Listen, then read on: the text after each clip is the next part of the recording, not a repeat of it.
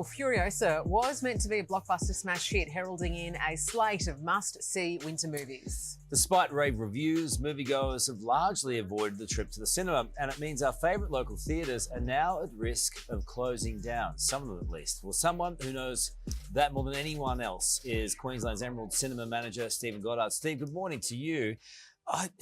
It's really sad. I love local cinemas. How you been faring? Yeah, good morning, first of all, Carl and Sarah. Yes, we've been doing it tough, mate.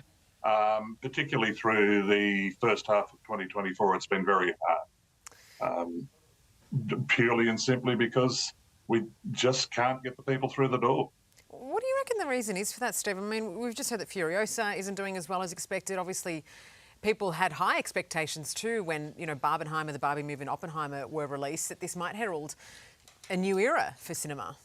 Yes, we came out of COVID, and COVID took everything we had to stay alive, first of all, and then secondly, to come out of it. We all used up any spare revenue we had to do limited maintenance and whatnot.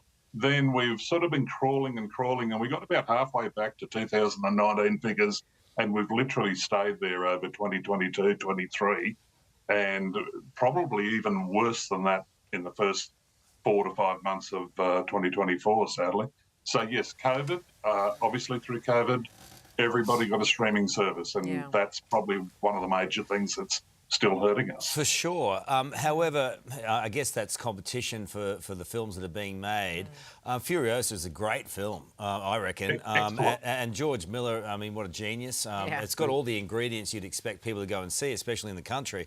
But it is it's the type of movie now that's tougher for people to go, for you to get people in the door for, right?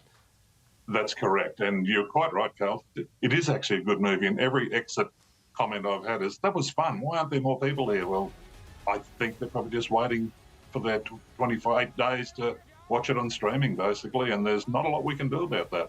We just have to get better some way or another. It's such a sad thing, isn't it, Stevie? I mean, we see this happening at cinemas, and particularly smaller cinemas right across the country. And it is tough to compete with those streamers, right? I mean, is there a way you can reduce costs or cut costs so that you do get customers through the door? Or I suppose that doesn't make it very sustainable for you. That's it. We've done a lot of it this year, trying to reduce costs of tickets down, probably more at the end of the run of a movie than any other time.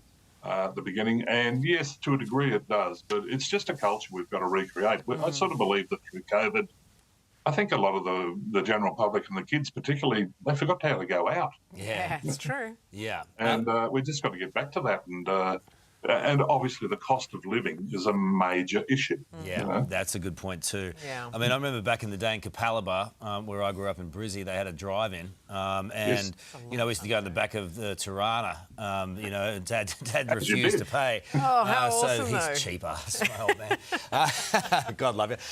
But we hope it doesn't go that way. So I mean, I hope there's a whole bunch of movies that come out. Otherwise, what happens? Well, we believe we get some quality product, and there'll be quality product between now and then too, but through November, December, the writer's strike has been a big part. That's true, and that sort of ends about the beginning of October, I think. All the product we've seen is post that strike. So hopefully that does a lot for us. Whether we're specifically still here or not then, I'm not sure, Carl. We are literally a week-by-week proposition at the moment. And it's nobody's fault. It's just the way society's gone and where we're at. Well, I hope you survive. I think if you put together a little meal deal package with the popcorn and an ice cold, chopped top, the Today Show special, we'll be doing our bit for you. Hopefully you can survive. I reckon they're terrific. Good on you, mate. Thanks so much. There was one other little thing, mate. Just before I came on, a mate of ours has rang me, knowing that he's heard from you. Tom Cruise, and he just said, look, he's really not that crazy. And he said he's watched the show this morning and he's a bit worried, with the wing. Tommy's worried. No, he's got nothing to worry about. Let me tell you, Tommy's plugged in. Tommy's plugged in.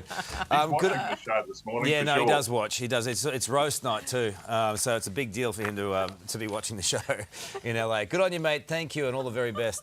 Hey there, Today fans. Sarah and What's my name again? Oh my goodness, Carl. Hey, thanks for watching our YouTube channel, though. Subscribe now for more news, special reports, and amazing Aussie stories. And Carl misbehaving, Whoa, of course. that never happens. Always happens. What's she talking about?